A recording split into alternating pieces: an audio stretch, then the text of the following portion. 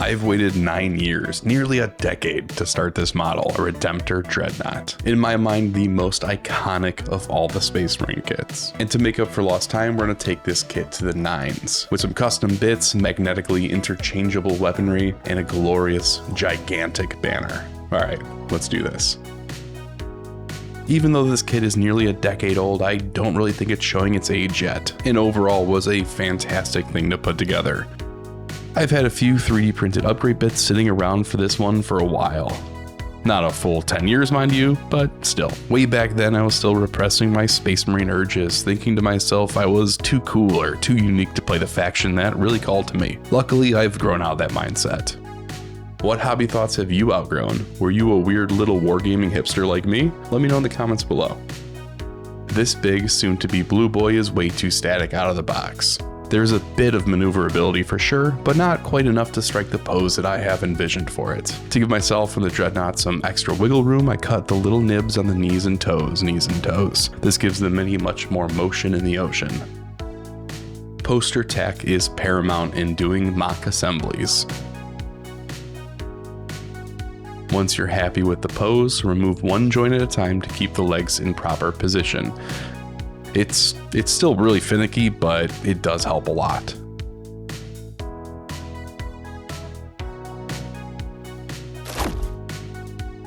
Magnets were used on the weapon options to allow for easier arsenal swaps in future battles. If you want any of the materials I'm using, I'll link everything in the description below. Affiliate link, you don't pay more, I get a small commission, you know the drill. You can use paint to mark where the opposite magnet goes when adding them in.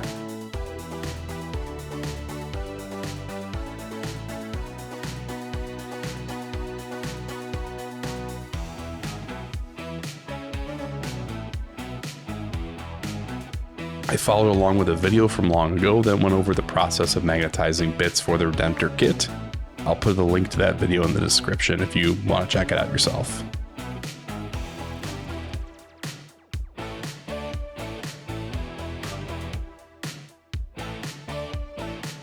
Slight modifications were needed for some parts and major mods needed for others, like sanding down this gear nib to really next to nothing. Some big chunky magnets were used for the larger guns, affixing them to the remains of the connector bit.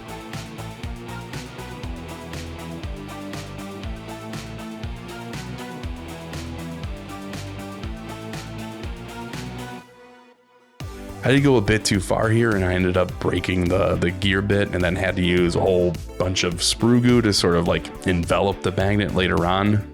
If I were to do this again, instead of sanding down just the gear bit over and over again, I'd also sand down the little slot here where the magnet goes in, like opposite side of where I glued the magnet, if that makes sense. So like right about there. That'd be the way to go.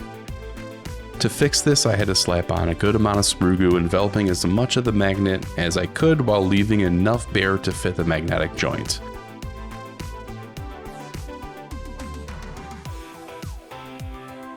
I want this dreadnought to be like an ancient dreadnought, boasting a bellowing blue flag as he takes the high ground. Unfortunately, the Dread's power fist is very mono posed and took some convincing to bend the fingers into shape.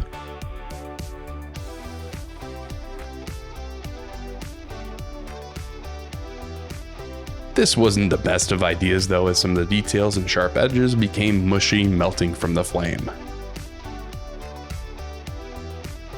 Seriously, don't try that at home. It didn't even work anyway. Consider it a forbidden building technique. And I don't mean to say that as in like it's gonna be forbidden fruit, so you wanna try it. Like just don't. A brass rod for my bits box will work perfectly for the flagpole, and it was adorned with a lovely bit from an unused 3D print before gluing the rod within his unfortunately unclenched fist.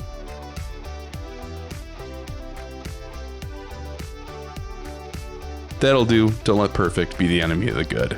Anyone else is good? Not a sponsor or anything, but my wife made me this mug. It's fucking awesome. Please give her some compliments in the description below. And if you're interested in buying something like this, she doesn't have a store or anything like that yet, but you know, if enough people are like, oh man, that's a cool mug, I don't know, maybe in the future there will be.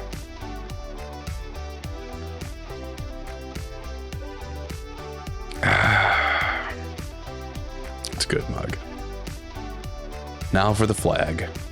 I've had these bare sheets of styrene around for a good long time, and I'm excited to give this thinnest one some glory.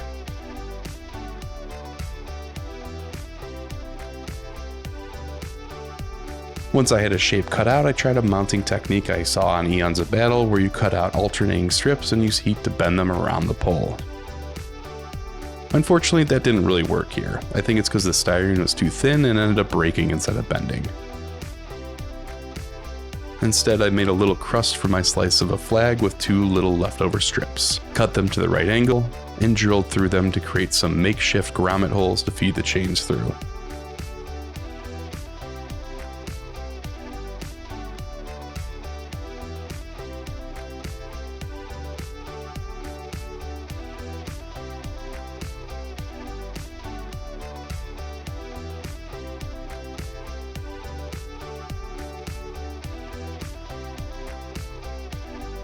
Thin super glue was used to lock the chains into place after I was able to finally fumble the chains correctly with some fat fingers. Instead of a flame, I borrowed my wife's heat gun to blast the thin styrene with enough heat to partially melt it and maneuvered it around so it looks like it's catching a nice strong gust of wind on the battlefield.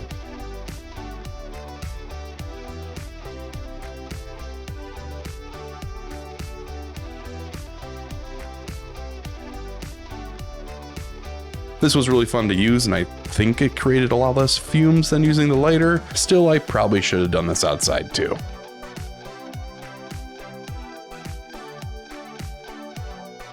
To completely level with you, I'm going to be painting this exactly how I painted my 100 Ultramarines a couple months ago. If you want to watch that video, I'll put a link to it in the playlist and at the end of this video. Instead, for this one, I'd like to tell you a little story. Let's go back in time nearly a decade ago to the summer of 2017 during the 8th edition release of Warhammer 40k. At this time, I frequented a friendly little game store in Joliet, Illinois called Leisure Hour Hobbies. And it's been nearly a decade. I might be getting some of these details a little bit wrong. It's all kind of fuzzy, you know, trying to think back on that time of my life. But I remember going to the store that day to split an 8th edition launch box with a friend of mine from that time. Now, it was a hot-ass summer day this day in Joliet, Illinois. Hot and humid as it gets down there. I remember going to the store, not going into the store itself. Instead, there was a little area behind the store, and this is kind of hard to imagine, but the store split its building with a car dealership that, shared the same building with it. And that car dealership had one level down from the storefront, kind of a basement, but there was a driveway that led up to it, like a split level kind of deal. And connected was a couple of like garage bays. The store had access to one and let people play down there in the weird garage space that was underneath a car dealership and also this friendly local game store. And it was a hot, sweltering day, I remember, because I am quite the sweaty boy. And I remember getting there and pulling up and finding my friend in there who I was going to split the box with. And I don't want to share his name because he's quite the secretive individual. So for the sake of this story, we're just going to call him Tall. I looked up to Tall for 2 specific reasons. The first reason was because he was, I think, 7 or 8 years older than me, definitely more established. He had his own home. He had, the money to buy all the models he wanted. He had a wife. He seemed to be living the perfect life. And it was something that I aspired to be at the time because I was just out of college, broke as all hell, working part-time as a person who just made signage for a local sign shop. And this friend of mine was someone that I looked up to and aspired to be like someday. I wanted to own my own home. I wanted to have enough money to buy the models and armies that I wanted to buy, of course. And the second reason I looked up to him was because he was really tall. As I walked into the garage space that day, the garage doors were open and it was sweltering. But I remember sitting down, splitting the box with Tall, divvying it up. I got the Plague Marine half of that because at that time I was dabbling with Nurgle Demons in 7th edition, and that just seemed to be the box that was right for me. But I remember looking at the Space Marine half and being kind of envious. Those Primaris Marines, although everyone was bitching and complaining about them, looked so dang cool. I remember Tall showing me a picture on his phone.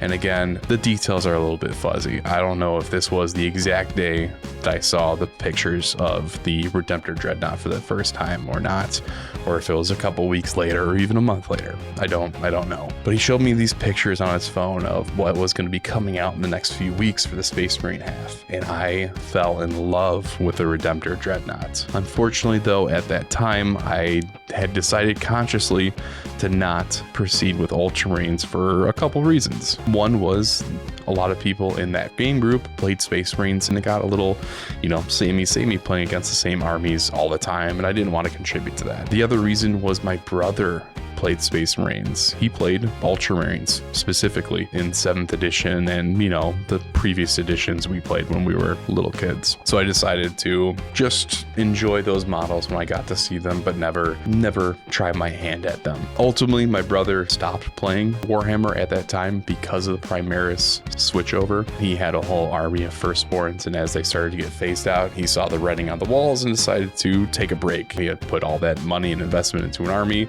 and rightfully he felt pretty miffed that GW was starting to phase those out. Now my brother is getting back into it again, and I've been enjoying playing with him, not as frequently as either of us would like, to be honest. I'm hoping that with 11th edition, me and him can start playing a little bit more and more consistently. Between work and buying a house in the last year and just having a kid and all that stuff, the amount of games I've been able to play has just not been as much as I would like to. And I'm hoping that with 11th edition, I'll have more of a drive to jump back into the game and start playing again, because I do really enjoy playing it. Just when you don't play for a little bit and then you try to get back into these games, it's hard to pick it back up, especially when you do the same thing with 2 different games. Right now I play Age of Sigmar and 40k, but neither of them super frequently. So whenever I go into play, it's always like, okay, how does charging work in this game again? Is it current 40k rules? Is it current AOS rules? Is it the AOS rules from 2 editions ago, but I played that way more, so that's like kind of muscle memory to me. Luckily, with new editions where everyone is in equal footing with rules changes, you go in and you're not very far behind people. They may be more used to playing Warhammer with the 9th edition or the 10th edition rules, but everyone will be kind of starting from that same front with 11th edition. And I'm hoping the new rules will get me back into the game, reignite the excitement, and put myself on equal footing with people who have honestly just more time to dedicate towards it than I do right now. Anyway, I'm very, very pleased with how my first Redemptor Dreadnought came out. It is crazy that it took me this long to finally bite into something that I've been wanting to for so long. Oh yeah, I kind of redid this space while I was painting and editing this video. Slowly started to make it my own, and I'm really excited to see what the next few months bring for this channel, for this space, and I'm excited for what it brings for you too. I hope you all have a lovely next couple months. I'm hoping I get another video out in the next couple weeks, but I probably won't. So I'll see you when I see ya. Peace.